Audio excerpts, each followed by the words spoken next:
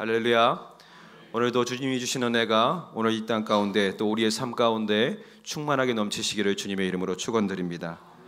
오늘 함께 나눌 말씀의 제목은 행함과 진실함으로입니다. 행함과 진실함으로.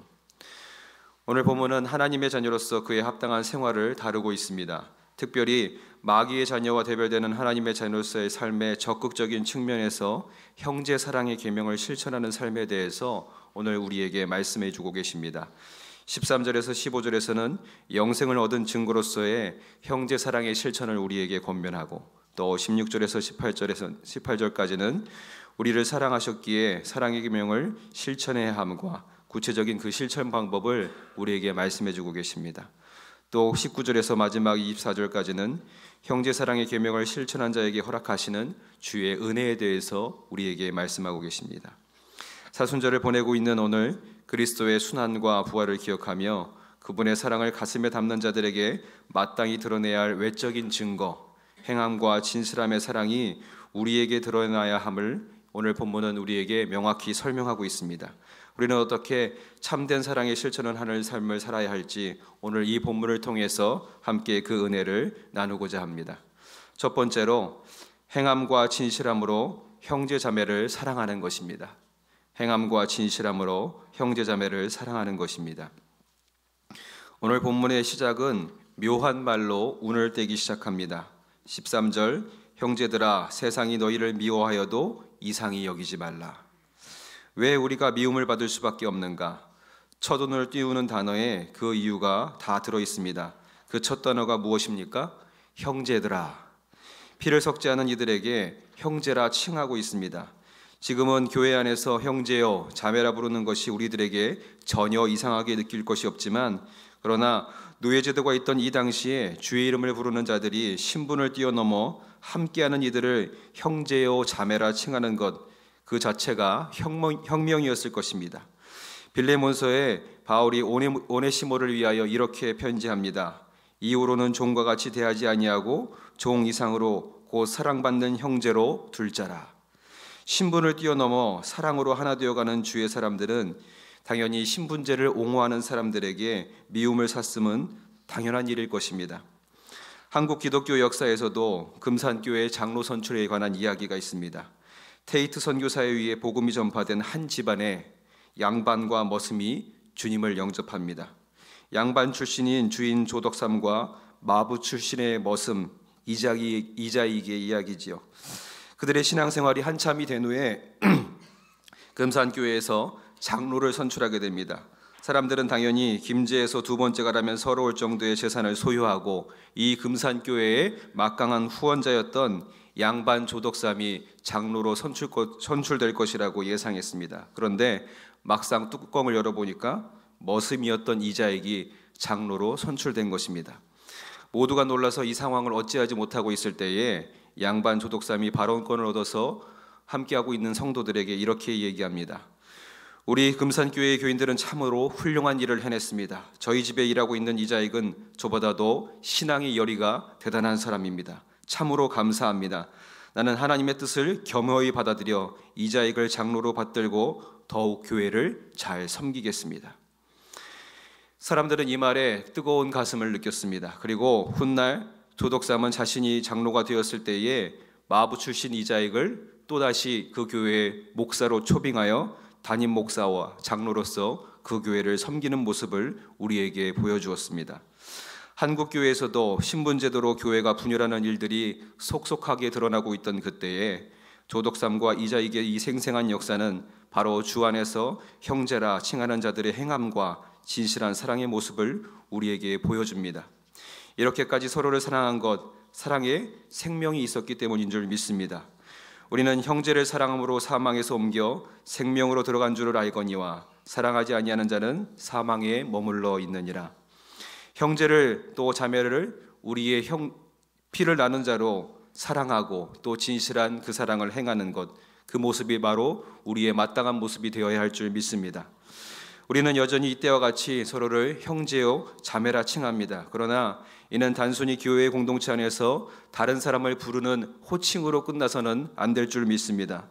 예수 그리스도의 십자가 사랑으로 구원받은 감격으로 세상의 어떤 신분이든 노예든 부한자라든 가난한 자든 그 구별과 차별 없이 서로를 형제라 자매라 칭하는 그 십자가 사랑의 정신이 깃들여야 할 줄 믿습니다.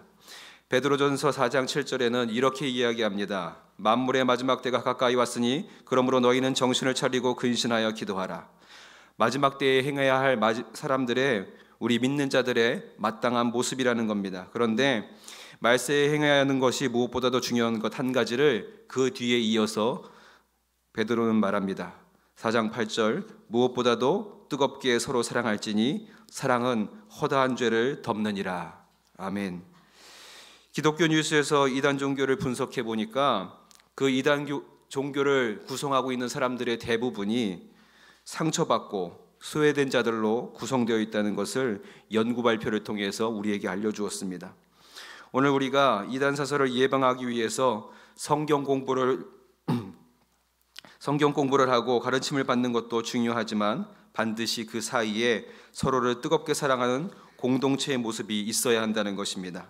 형제를 미워하는 마음조차 우리 안에서 몰아내고 그리스도의 사랑으로 또 행함과 진실함으로 나아가야 한다, 우리에게 요청하고 있는 것이지요.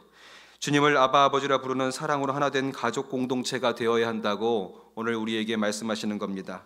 오늘 여기에 나오신 저와 여러분들 모두가 행함과 진실함으로 하나님을 아바 아버지라 부르는 참된 형제자매의 온전한 사랑으로 하나가 되시기를 주님의 이름으로 축원드립니다. 두 번째, 말과 혀로만이 아니라 행함과 진실함으로 사랑해야 한다 말합니다. 말과 혀로만이 아니라 행함과 진실함으로 사랑해야 합니다. 오늘 본문 앞절에 11절과 12절을 보면 사랑하지 아니하는 자는 하나님께 속한 자가 아니라면서 가인과 같이 하지 말라, 그는 악한 자에 속하였다 말합니다. 가인이 악한 자에 속한 연유가 창세기 4장 9절에 가인의 대답 속에서 드러납니다. 하나님께서 가인을 향하여서 내 아우가 어디 있느냐 물으시는 말씀에 가인은 이렇게 대답합니다. 내가 내 아우를 지키는 자이니까. 이 행동과 이 행위 또 그 대답 속에서 그 마음결에 악한 자의 마음이 나타나 있다는 겁니다. 저와 내가 무슨 상관입니까? 나만 아니면 괜찮다는 그런 이기적인 것, 이것이 마귀에게 속한 자의 태도라는 것이죠. 교회에 세속하는 바로 이런 가인의 태도에서 시작이 됩니다. 저가 내가 상관이 없습니다. 그래서 오늘 본문 3장 16절 요한은 이렇게 이야기합니다. 그가 우리를 위하여 목숨을 버리셨으니 우리가 이로써 사랑을 알고 우리도 형제들을 위하여 목숨을 버리는 것이 마땅하니라. 요한복음 3장 16절과 지금 방금 읽은 요한일서 3장 16절은 서로 연관이 있습니다. 하나님의 사랑을 체험했다면 내 주변의 사랑을 요구하는 사람들에게 베풀 수밖에 없다는 것이죠. 저와 내가 상관없는 것이 아니라 내가 하나님의 사랑을 안 하니 어찌 외면할 수 있겠느냐 말하고 있는 것입니다. 17절과 18절입니다. 누가 이 세상의 재물을 가지고 형제의 궁핍함을 보고도 도와줄 마음을 닫으면 하나님의 사랑이 어찌 그 속에 거하겠느냐. 자녀들아, 우리가 말과 혀로만 사랑하지 말고 행함과 진실함으로 하자. 오늘 우리의 삶의 행함과 진실함의 사랑의 증거가 드러나지 아니한다면 바로 가인과 같이 우리도 내가 저와 무슨 상관이 있습니까? 라는 악한 자의 모습을 드러내고 있는 자와 다를 것이 없다는 겁니다. 노희경 에세이 중에 지금 사랑하지 않는 자 모두 유죄라는 한 글귀가 있습니다. 저자는 누군가를 사랑하고 만남에도 모든 것을 쏟아내기보다 언제나 피하고 또 그 만남 가운데서도 도망갈 길을 두었다고 말합니다. 그것이 옳은 방법이고 행복한 방법이라 생각했다 이야기하죠. 그리고 시간이 지난 어느 날 이렇게 깨달았다고 고백합니다. 내가 아는 한 여자, 그 여잔 매번 사랑할 때마다 목숨을 걸었다. 처음엔 자신의 시간을 온통 그에게 내어주었고 그 다음엔 웃음을, 미래를, 온몸과 마음을 그 사람을 향해 쏟아내었다. 나는 무모하다고 생각했다. 그녀가 그렇게 모든 걸 내어주고 어찌 버틸 수 있을까? 염려스러웠다. 그런데 그렇게 저를 다 주고도 그녀는 쓰러지지 않고 오늘도 해맑게 웃으며 사랑을 한다. 나보다 충만하게. 그리고 내게 하는 말, 나를 버리니 그가 내게 오더라. 그녀는 자신을 버리고 사랑을 얻었는데 나는 나를 지키느라 나이만 먹었다. 사랑하지 않는 자는 모두 유죄다. 자신에게 사랑받을 대상 하나를 유기했으니 변명의 여지가 없다. 오늘 그렇게 우리가 누군가를 목숨을 다해 사랑하지 않는다면 사랑받아 마땅한 한 존재를 유기하였으니 유죄라는 마지막 말, 마치 주님께서 오늘 우리를 향한 말씀과 같이 들렸습니다. 사랑받고 사랑해보지 않으면 그 충만한 하나님의 사랑을 모른다는 것입니다. 여러분, 모든 것을 쏟아내면 우리는 손해라고 여기게 될 것인가요? 모든 것을 부어주면 우리는 다 무너지고 해지게 될 것일까요? 사렙다 과부를 통해서 시험하신 하나님의 사건을 우리는 기억하고 있습니다. 순종하며 마지막 남은 밀가루와 기름을 주의 사람을 위해 대접했을 때에 그 안에서 놀라운 역사가 일어납니다. 마지막 남은 밀가루와 기름은 과부와 아들에게 생명이었습니다. 그것을 나누어 준 것, 목숨을 다하여 사랑한 것이죠. 우리가 생명을 다하여 나누어 줄 때에 충만한 역사가 있을 줄 믿습니다.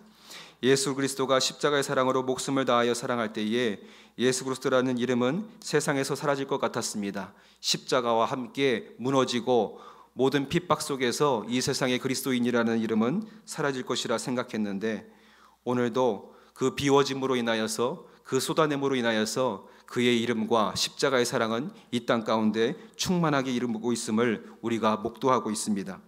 그리고 서로 다른 모양으로 살아가고 있는 우리의 가슴 속에도 그분의 이름이 여전히 살아 숨쉬고 있습니다. 요한복음 3장 16절, 하나님이 세상을 이처럼 사랑하사 독생자를 주셨으니 이는 저를 믿는 자마다 멸망하지 않고 영생을 얻게 하려 하심이라. 이 사랑을 오늘 우리가 실천해야 할 줄 믿습니다.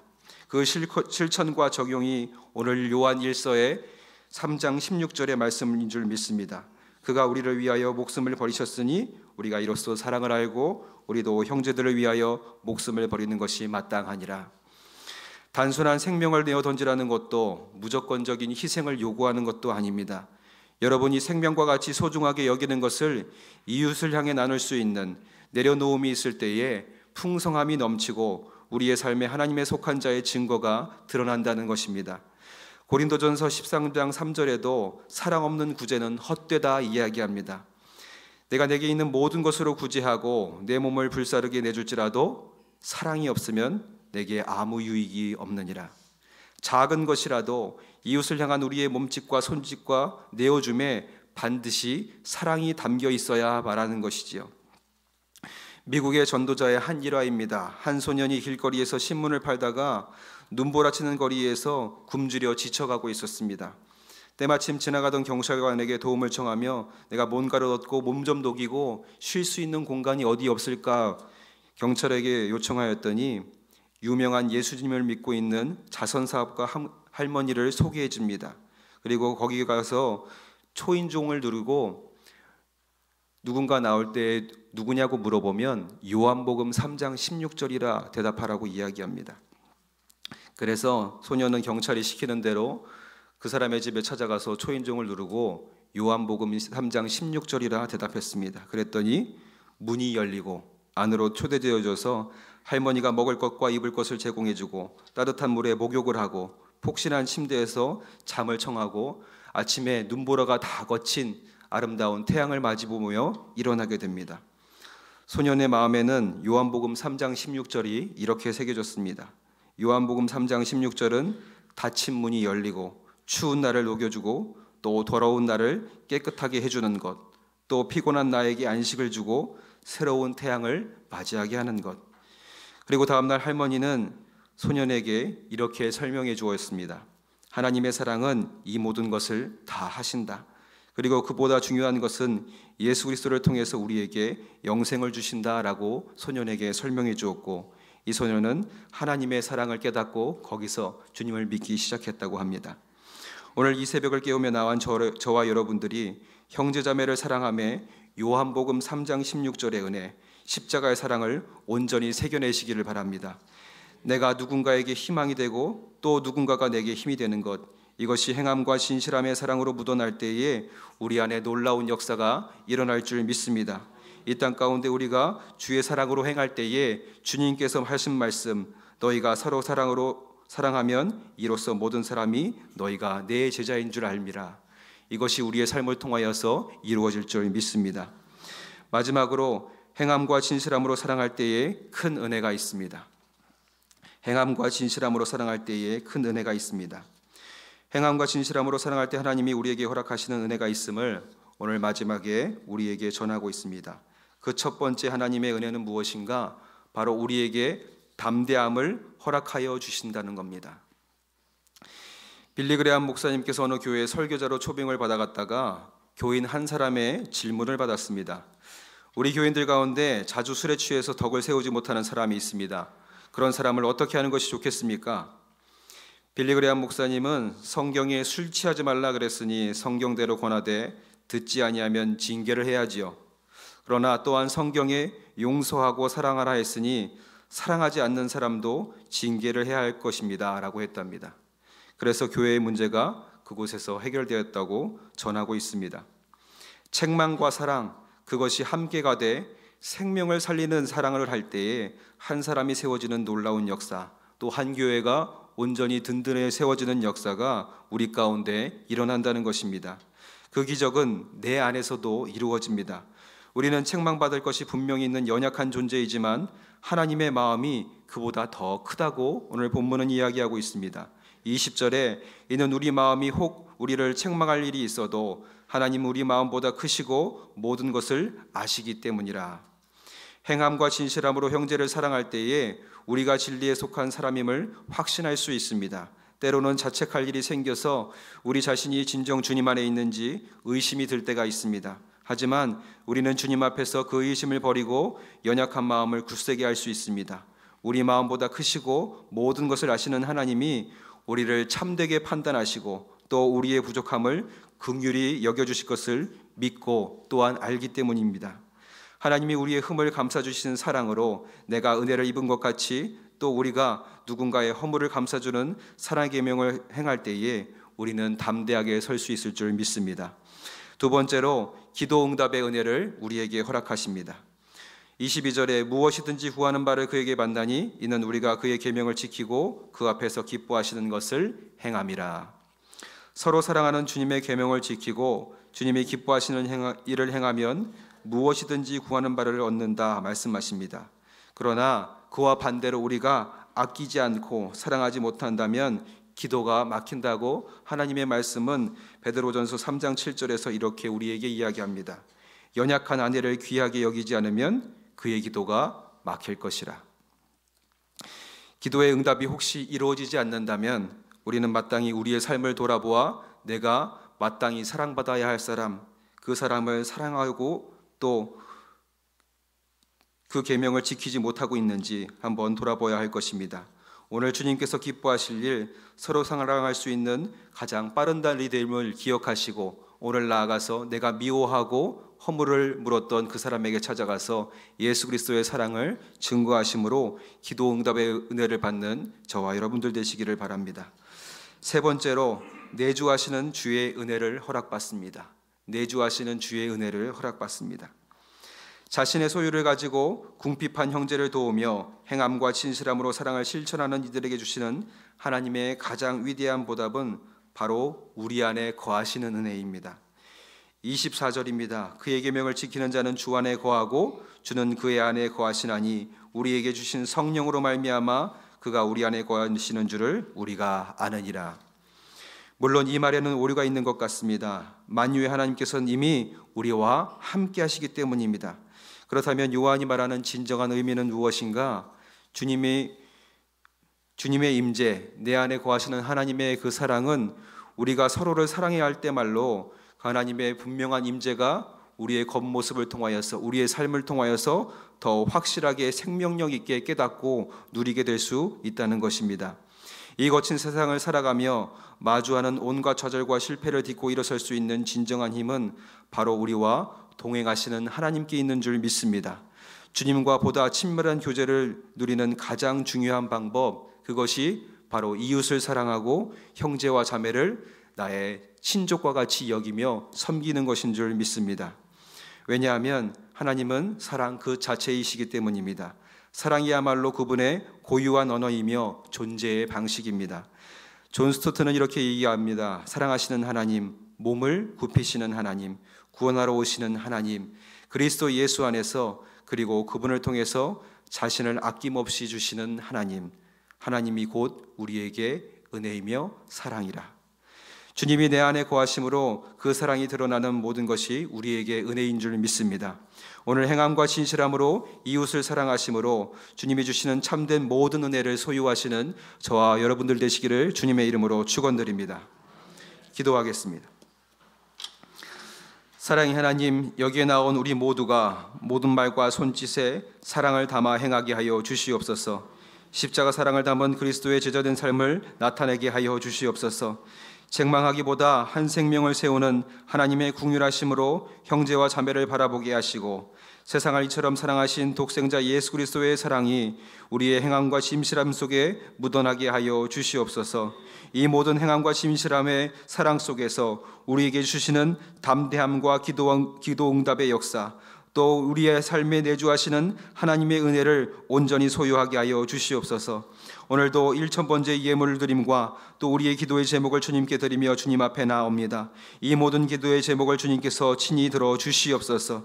자녀의 만남을 위하여서 또 병상에 누워 아버지 하나님 주위의 치유의 손길을 기다리는 자에게, 또 군생활 가운데 있는 우리의 자녀들에게, 또 먼 땅에서 공부하며 그의 꿈을 이루는 아버지 하나님의 자녀들에게 주님들 동행하여 주시고 함께하여 주시며 열매 맺게 하여 주시옵소서.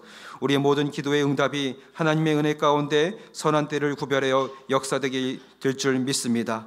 오늘도 주님 동행하실 것을 믿사오며 이 모든 건 예수님의 이름으로 간절히 기도드렸사옵나이다. 아멘.